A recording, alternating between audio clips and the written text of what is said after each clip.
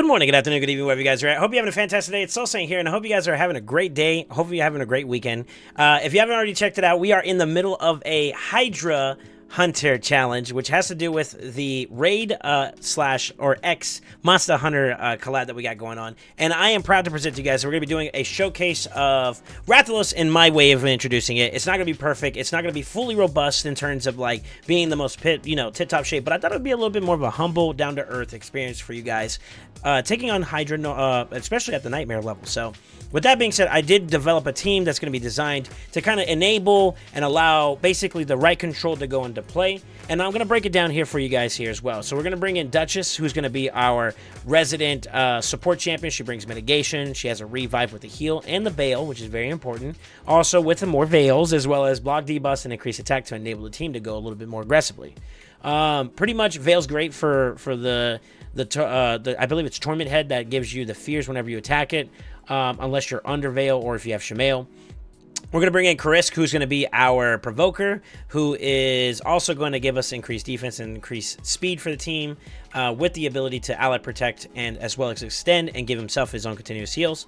With the decreased speed, really, really great all-rounder. He's also our Mischief tank, very, very well built up with a decent amount of speed, decent amount of resistance, and a decent amount of accuracy. Same thing with Duchess. She's pretty fast, trying to go in there, and get the fight done. So Mishinaki, his main focus is going to be one of our damage dealers, but also with Hex and decreased defense and attack, believe it or not, with some burns, which may be useful for Rathalos. And then, of course, we have our other complementary damage dealer, which is going to be Sun Wukong. He's designed to bring us block buffs with a little bit of extra complementary damage along the way. Rathalos here is going to be our pretty much our staple, just generalistic damage dealer. We do have to watch out with his A3 here, giving him a little bit extra buffage, which can be kind of problematic if you're not careful when you're dealing with the Mischief Head targeting the champion that has the most buffs. So we do have to be a little bit more aware of this. We are going to be manning this run, so should be a little bit more easier for us. We got him in a healthy Relentless set with crit cap as well as 262 speed, so he's going to go pretty fast with a little bit of crit damage and attack to complement him along his way. Now, because his debuff can't be resistant since we're targeting bosses, which is what all the Hydra heads are, we are immune to it. It is live arena time at the time of this recording, so go get your matches done so you can get those area bonuses, you know what I'm saying? And then, of course, our enemy max HP hitter, which is going to be Newt. His Blessed Bash is going to be a 30% hitter, 10 each hit. As well as a decreased attack and weaken. We got to watch out for that counter attack, just like with Rathalos Blade Master, to make sure that Chris stays the provoke or the mischief tank for trying to take buffs and whatnot, but it will help us out a lot with damage mitigation as well as some other assets in the game. So with that being said, he's going 275 with a little bit of accuracy to make sure he lands those debuffs and a decent amount of crit damage, and defense is a little bit on the lower side, but like I said, I wanted to keep it humble, keep it real, and of course my gear may not be crazy OP at some of these stages, so hopefully it helps you guys give a little bit more of a realistic approach of where you can go with these guys. So with that being said, let's get into the fight. I'm actually going to go ahead and disappear off the camera. I'll jump in from time to time. We'll start off manual. I'll do a little bit of explanation as to why I'm hoping for some things to kind of happen. And then from there, we'll go ahead and slam and keep along our way.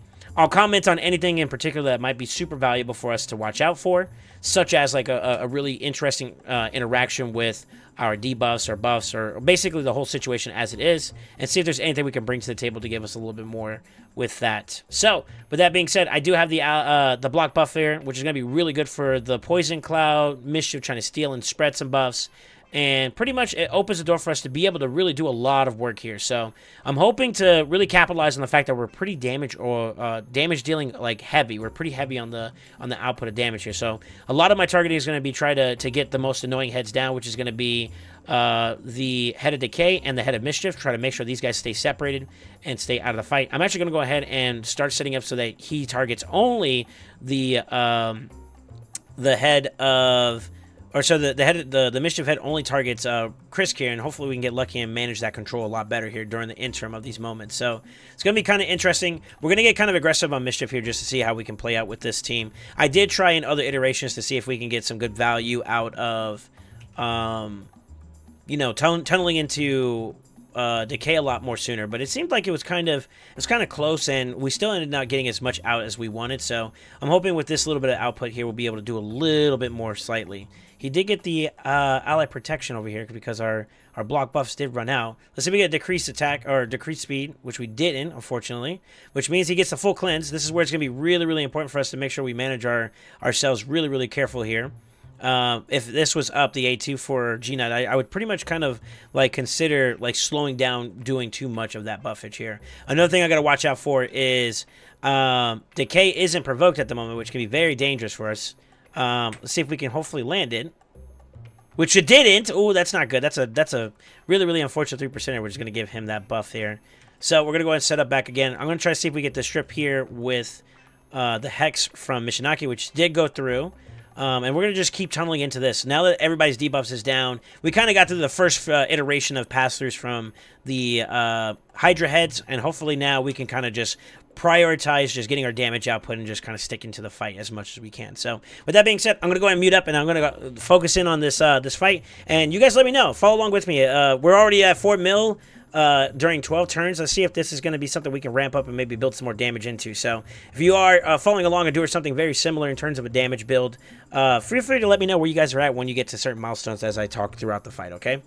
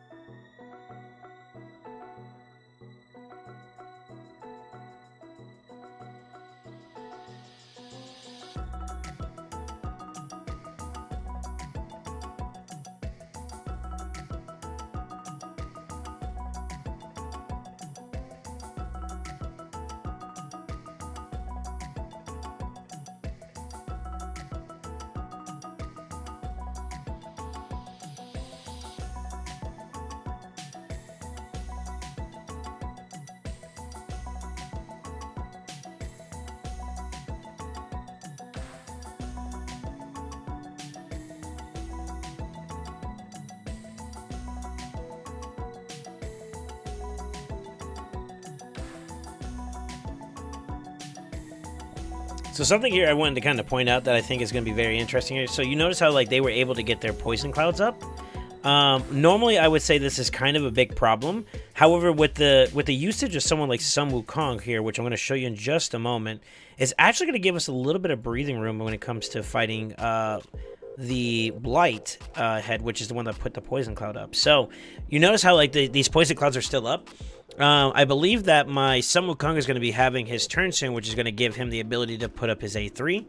And even though normally whenever they have the Poison Cloud up, you can't put on-hit debuffs, he places the block buff up before the on-hit damage occurs, which allows us to place the debuff here intrinsically. So even though we did start off with like kind of losing a little bit of like control on the team from like the debuff standpoint, there was just enough room for me to be able to squeeze in, grab what I needed in terms of like being able to apply those debuffs, and then we're back to basically reestablishing control, which is very, very important.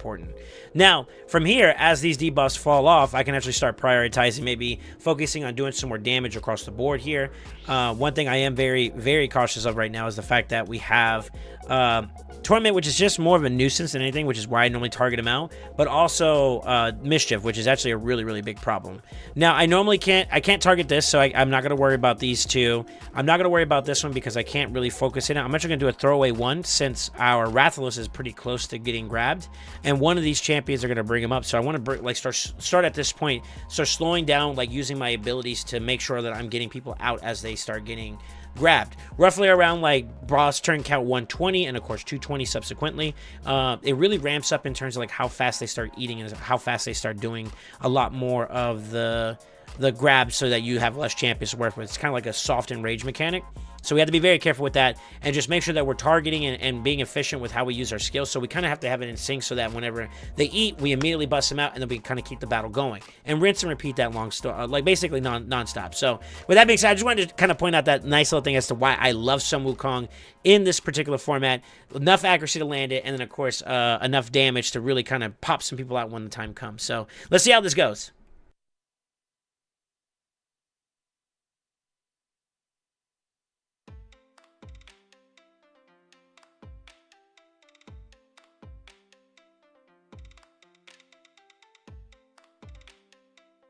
2 weeks there. That was a little dangerous. Too much for my liking, but we were able to make enough of a ruckus there to get our boy Rathalos back out into play. So that's really great.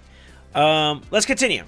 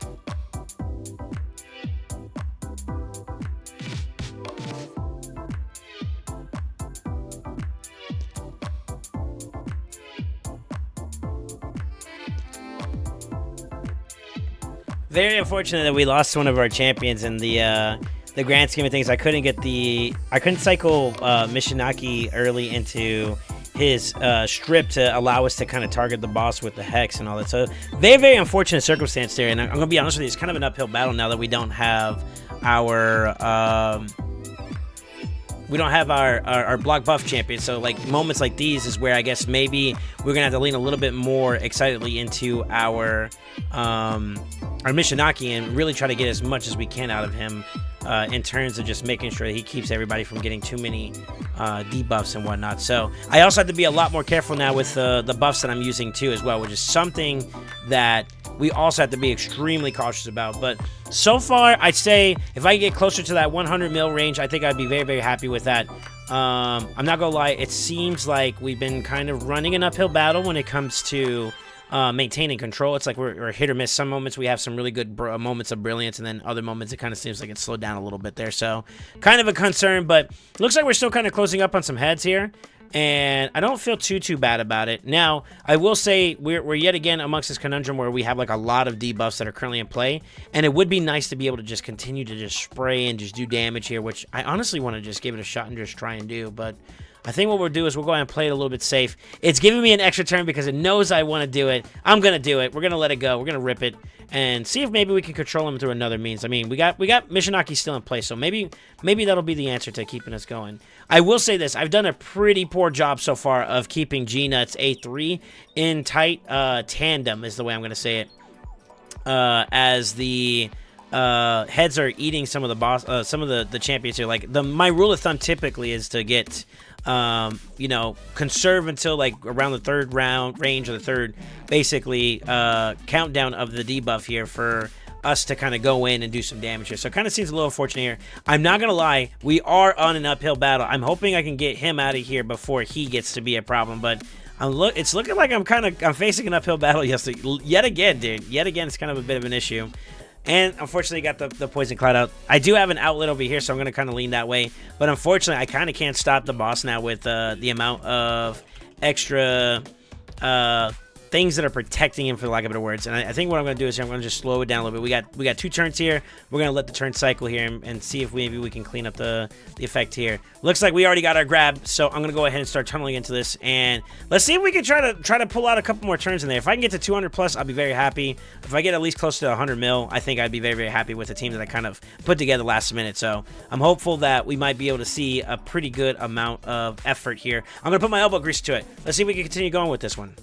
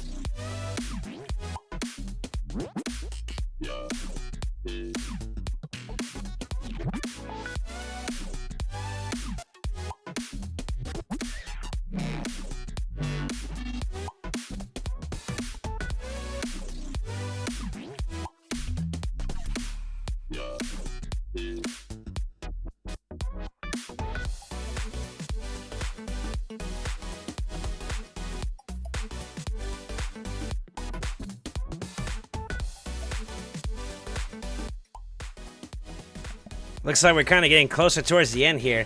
I'm not gonna lie, made it to 214. That's not too bad, but I think this is pretty much the end of it. I was hoping to get closer towards like 100 mil, but I think with losing Sun Wukong very early on, it was very, very rough for us to try to see if we can get a victory there. However, I wanted to kind of show you guys in a Relentless build. I think maybe with a little bit more tuning up, we could probably see a little bit a little bit more output from there. But, you know, Rathalos not doing too bad. I mean, kind of on par with Sun Wukong, who I think is built pretty well in terms of a damage outlet. I definitely think that, like, maybe in terms of our control and how we did some of our moves, I'll be honest with you guys, I kind of didn't mention it, but there's been plenty of times where I probably could have cycled Kriska a little bit better, a little bit more effectively, and I did that very, very poorly. And it kind of costed me a little bit of an issue in terms of what we were aiming for in terms of, you know, like control or the rotation kind of like moving smoothly. I know there's one time where I put Duchess's buffs up and I didn't increase it, so a little bit of a piling area there, but nevertheless pretty close to that 100 mil, which is what I was aiming for initially, just to see how much I could do with a pretty sporadic or on the nose quick glance, try to throw him into something kind of build. So I don't feel too bad about it, and I think honestly there's a lot of room for growth and maybe a little bit more mix up. Like for example, one thing that I'm struggling with on my account is having a consistent decreased speed and a consistent increased speed. You know, Chris is kind of complementing a lot of things, but that's one thing that, you know, on both accords, that it's something that it would be nice to have a designated champion that can give him that extra value. Maybe even with Leech. Think about Necmo, for example, who I'm still chasing, and the game doesn't want to give it to me somehow. But yeah, these are all great options. And for example, maybe I could have put in Ugo to give us a little bit more value there. In addition to that, maybe getting like Sun Wukong out and putting in that Ugo, like I said, or maybe taking out Mishinaki. I did try something with like Venus and Curset to see if maybe I could give it a little bit more there and just try to enable them to do as much as they could. So this is one of those rounds where it could have been better, but it's not too bad. And I think I'll take it for what it is. It's not too bad for a pretty good more than one key. And I don't even remember what turn count. If you guys remember when I hit that one key or that top chest for Hydra here for Nightmare, you let me know what turn count was. I don't remember exactly. But with all that being said, I kind of just hunker down and just try to focus on trying to get as much as I can. I could have piloted G-Nut. I could have piloted Chris. I could have piloted this whole account a little bit more effectively here. But I did want to kind of show you guys and just have some fun with it. So I thought that'd be kind of cool. And with that being said, don't forget to like, comment, subscribe. I hope you guys enjoy the monsters as they continue to participate in the Hydra Clash challenge here that we're going to be doing a little bit more of a part of. So hope you guys enjoy it. And always remember, stay ascended.